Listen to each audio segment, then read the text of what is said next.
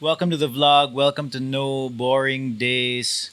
Today I'm going to talk about the plan for my 550 plus kilometer bike ride. First of all, let's talk about the route. The route is called the Round Cebu. It is a bucket list ride for a lot of the cyclists here where I am from.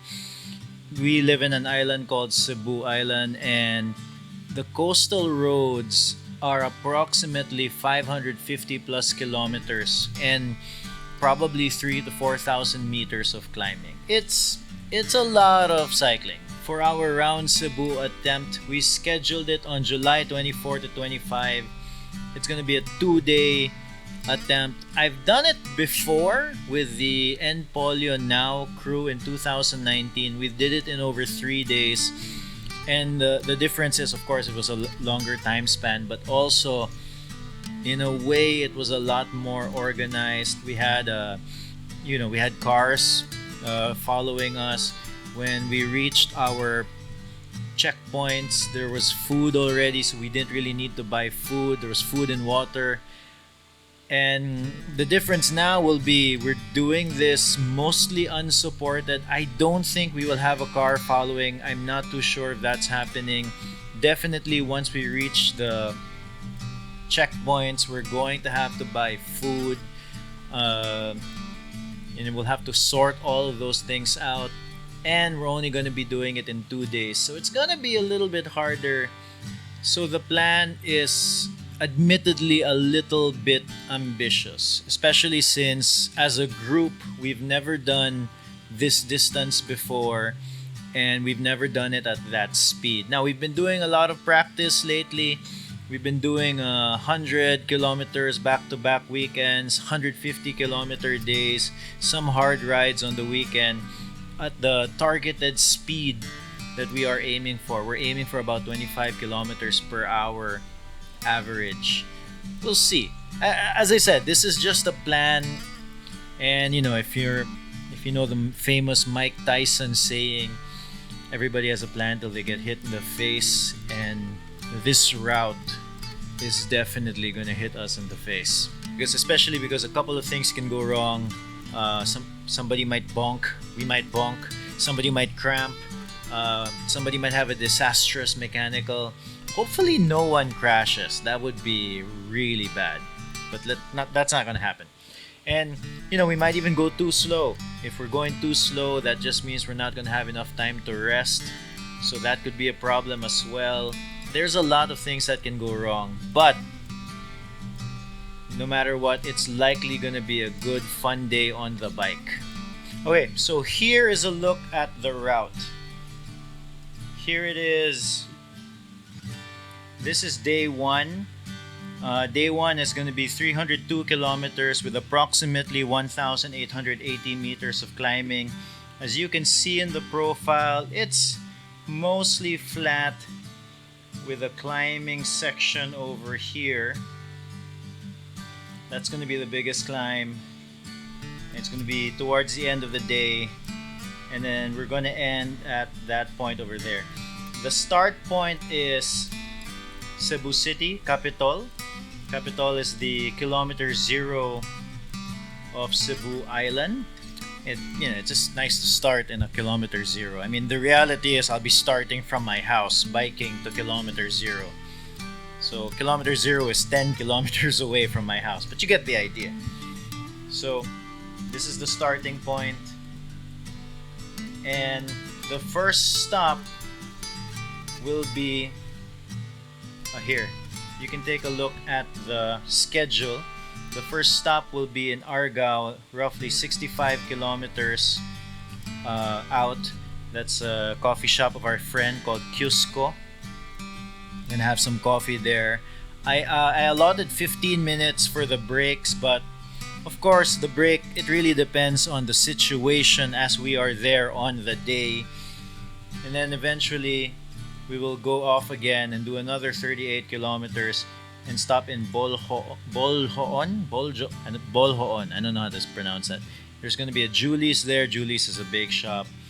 and then after another 15-minute break, we're gonna go another 48 kilometers to Santander to Lucky Niners. Admittedly, in Santander, I did not know, I'm not familiar with the places to eat, so Lucky Niners just happened to come out on Google, and it's at a relatively good spot for us to have lunch, so we're probably gonna have to call them the day before just to make sure, but should be good. And then after Santander, after the lunch break, I allotted about an hour for lunch. We're gonna go to Badyan. There's the Kawasan Lodge over there. There's a 7-Eleven. We're gonna stop there in the 7-Eleven. Then the next stop is Barili. At this point, we would have done 229 kilometers. Then the next stop will be in Toledo, where there's a McDonald's. And then finally, we will end in Asturias, 302 kilometers of riding at that point. And we're gonna spend the night in Consuelo's Beach and Cocktail Bar. And then the fun thing is here, I was able to set it up in such a way where if we input the speed, it'll change the time. So you can see that the time there, it starts at 4:30 a.m., ends at 6:47 p.m. But if we go, let's say faster at 28 kilometers per hour, we end at 5:30. If we go slower, if we go at 20 kilometers per hour, we're gonna end at 10 p.m. Hopefully that does not happen.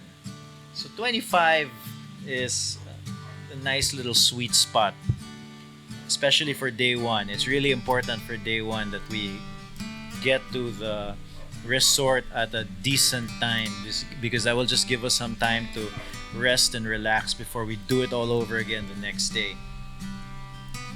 Day 2 is a little bit interesting. So first, let's go through the schedule in day 2. We'll probably leave at 5:30. Have basically the same plan. Almost every 50 kilometers, we're gonna do a stop. So the first 71 kilometers, there's a 7-Eleven. Then at the 112 kilometer mark, a Julie's Bake Shop. Then at the 145 kilometer mark, we're gonna have lunch in Rock and Pizza. Hopefully that's good.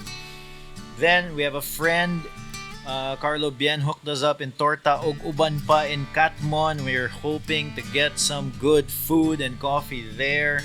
That's going to be at the 196 kilometer mark.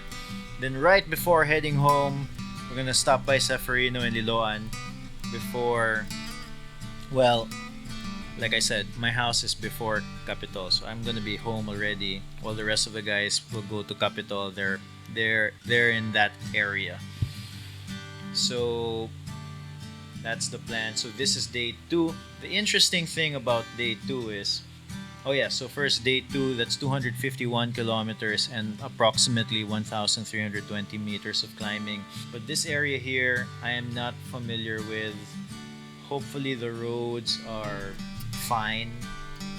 But that's part of the fun of this challenge, just doing roads that we've never done before also, at least. But everything else I've done before, and there shouldn't be that many surprises in terms of the route.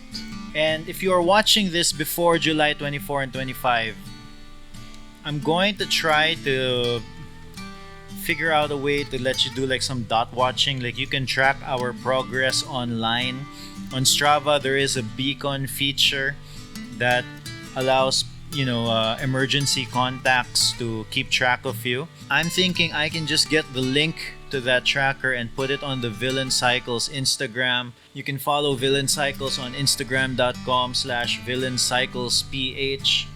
On July 24 and 25, there will be a link in the bio for the Strava beacon, unless something happens and it's not there for whatever reason. But the plan is I'll put it there, and you should be able to keep track of where we are. Also, if you want, you can join us in a portion of the ride. It would be great to have other people along. If you want to help out by doing a turn in the front, that would be much appreciated. But feel free to ride with us. That would be cool as well. If there's anything I missed, let me know. If you've done this before, if you're a Cebuano and you happen to have done the Round Cebu before, how'd it go? Let me know in the comments. I would love to hear your experiences. Lastly, thank you to the sponsors. You're gonna make this very difficult challenge slightly easier. Thank you to Kawasan Lodge Badyan, Torta ug uban pa, the Fernan family, Focus Recovery, Cycle Meeting, Pack Gear, and Cusco for the sponsorships. You'll be hearing more about them in future videos. Okay, no boring days. Please subscribe.